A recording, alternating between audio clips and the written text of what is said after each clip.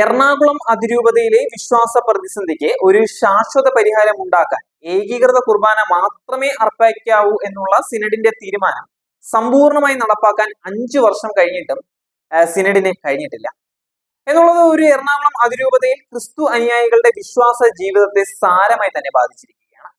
വിമതന്മാർ കൊണ്ടുവന്ന സമവായം ശരിയായിരുന്നില്ല എന്ന് അറിയാൻ സിനഡ് ശ്രമിച്ചില്ല.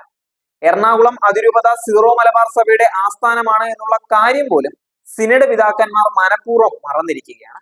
ഇതൊക്കെ തന്നെയല്ലേ കഴിഞ്ഞ സിനഡിന്റെ ബാക്കി പത്രം. സഭ വളരണം, വ്യാപിക്കണം, അടിയുറച്ച വിശ്വാസം വേണം എന്നൊക്കെ പ്രബോധിപ്പിക്കുന്ന സിനഡ് ക്രിസ്തീയമായ ഉത്തരവാദിത്തം നിർവഹിച്ചിട്ടില്ല. നാളെ എന്ന് നീട്ടിക്കൊണ്ടു പോകുന്ന നിലവിലുള്ള വിശ്വാസ പ്രതിസന്ധി വളരാൻ അവസരം നൽകാതെ, എത്രയും പെട്ടെന്ന് പരിഹരിക്കാതെ എന്ത് അജപാലനം, എന്ത് ശ്ലൈഹിക പ്രബോധനം.